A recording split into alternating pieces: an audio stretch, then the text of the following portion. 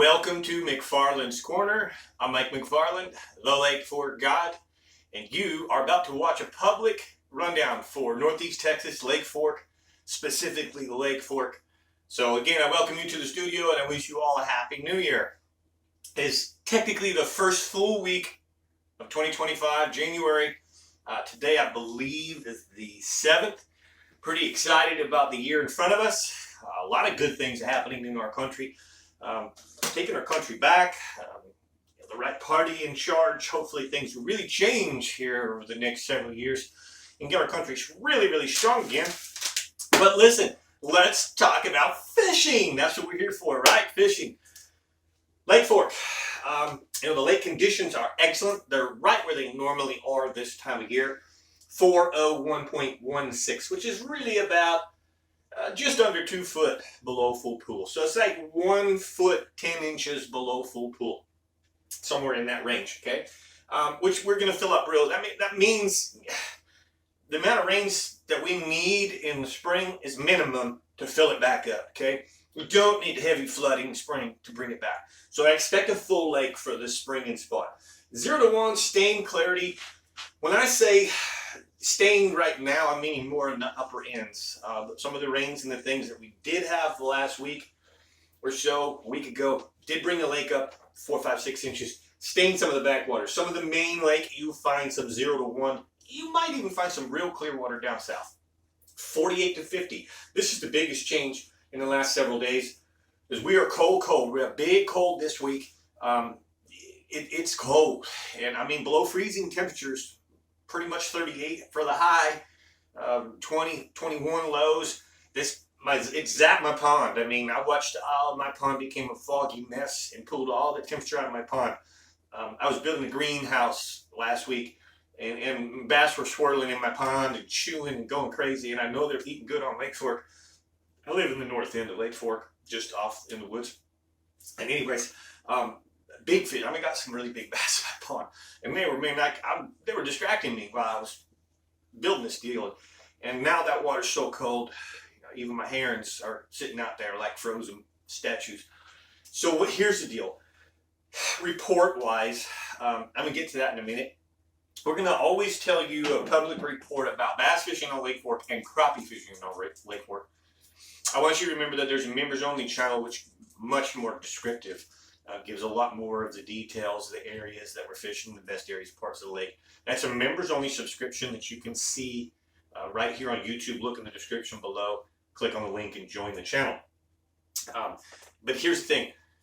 Before we talk about the fishing notes, I'm only going to start doing 1 public report a week. I've been doing 2. And look, the schedules are crazy with the Texas Insider Fishing Report going on. With a big season in front of us, 2025 is so different for me. I have a rental home up now that I'm taking care of, and I apologize. I'll make it good and thorough. I'll give you 1 good report a week. I'm trying also to drive you to the members only channel. It's $4.99, $4.99 a month, and you can get the juice. You can get the goods. So basically, remember that. But this channel's not going to change much. Just a little less reports. I'll still give some fishing stuff and things and tips and tricks. Maybe just do a video with Joe Coker from time to time. Big shout out, to all of you guys for the subscriptions. Just want to see you move over to the private side. So, with that being said, what we're first going to do is talk about Lake Fork crappie, and then we'll get to the bass. And again, I'm going to try and make this meaty enough that you guys, you'll be happy. Don't worry. Here's Jackie Wiggins. Jackie Wiggins says that yes, we are cold. But it continues to be excellent as those surface temperatures keep going into the winter temperatures, dropping down in that winter water. Those fish are really piling up way out offshore. The timber, the brush, the bridges, anywhere from 18 to 58 feet of water. What he is finding is they're eating the hand-tied jigs now really well. The jig bite has really kicked off for winter. So small hand-tied jigs producing extremely well. Some soft plastics, and then of course the go-to is a minnow. But here's the thing, and here's why. When the water gets cold, everything slows down. It gets lethargic. And with soft plastic, okay, it gets stiff, doesn't act right in cold water. So the hand-tied jigs, the hair jigs and things like that, they're going to have more life. Anything hair, that's why in cold water, a great hair jig is really good.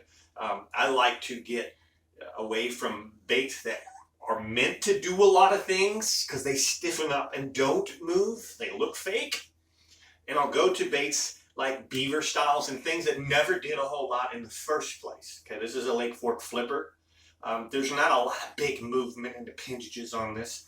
That's kind of like a beaver in a way. Another great one right now is the getting ready for the bass report here, the Lake Fork Pro Craw designed by Jeff Sprague. I mean, when you look at this thing, there's nothing to it, but it doesn't have any wiggly appendages, tentacles, arms, or anything that are supposed to be lifelike. It's just a nice, straight, flat, gliding, I don't want to call it a do-nothing bait, but that's really what it is. The cool thing about this Pro Craw from Lake Fork is that it's versatile. It can be a chatterbait trailer. It can be a Texas rig all by itself. It could be a jig trailer. It can be turned different ways for different actions. It can be skipped under docks. This is a really unique new bait from the Lake Fork lure line. So again, what I'm getting at here is talking about bass fishing is we got cold. And for me, I like to do nothing. So if I go to a jig, I want really a do nothing. I don't want a big swimming tail. I don't need the thumping action because the creatures and things that are cold aren't out there thumping and moving. They're crawling real slow, very lethargic. So keep that in mind. That's a good tip. I definitely love to go to the black and blue. And here's another deal. I really like to use the Tightlines UV this time of year in that stained water, in that dirty water. The UV shows up better. And so I found that a black and blue jig will catch them well with a green pumpkin trailer. But with a UV green pumpkin trailer, I will get more bites. Okay, so the UV stuff is incredible. Downsizing can sometimes get bites, like a little shaky head and stuff, even though this worms can get stiff in the cold water. If you do nothing with it, throw it into that creek swing, into the roots or whatever, pitch it to the stump that you think there's a bass on, get it there and leave it there. And I mean 3-4 minutes sometimes. And believe me, you know, in our members only, we give a report for Ray Hubbard. In fact, in our members only, we give a report for a bunch of other lakes. But on Ray Hubbard, that's one of the best things that Joe does over there is he actually throws this and he says, literally set your rod down like you were catfishing, like you threw a chunk of liver out there. And the less you do, the more they'll just pick it up, swim off with it. So a little shaky head when it's cold. Listen, the other options for bass fishing, because of this temperatures, because of the next 4 or 5 days, we're going to have snow coming in on Thursday, Friday. You know, I don't necessarily recommend you go bass fishing. If you do, go to another lake. There's other lakes that are better fishing. And again, we give those reports in our members only channel. There's other lakes around the area that are fishing really well. Fork just now being zapped and you know, the shallow fish are really, really cold now. They're going to be in transition to deeper water. This is huge, and especially if we get snow and ice Thursday, Friday, you know. But if you're a diehard, it's the very best time to go catch a big fish live scoping. So go out to the mouth of Cheney Creek, the point, the big long point of trees. Go out in front where that kid, Trey McKinney, had all those fish and all those trees offshore, using live scope, using jerk baits, using the little minnow, using the live scope theory, how they're fishing. If you're a strong live scoper, now's the time to get to Fort. Get to the mouth of Dale. Get to the mouth of Cheney Creek. Get over on the west side and mouth of Bell, where a lot of those fish are holding, waiting to go back to that warm water when it warms up. So they're now suspending those trees out in the mouth, big points, big things. That's the best public report I can give you for Lake Fork right now. If you want more details, you want colors, baits, specific areas, narrowed you down. We use the rule of 3 in the members only to get you into the hot areas. You know, get you, if the part of the lake is dead zone, we make sure you're not fishing in dead zone water. That's the members only channel. Look in the description below, see members, click on the link and join the channel. You'll get a lot more information, I promise. All right. Big shout out to the sponsors. Texas Inside Fishing Report. We're coming around here in April. We'll be back active on TV. Looking forward to doing that with Captain Rick Murphy and his crew. J-Hod Chevrolet still added big time. Done some upgrades to their shops and things. Specific oil changing deal booths so they can really turn and burn oil changes. These guys are first class. The manager, general manager, Bill Owens is a great friend of mine.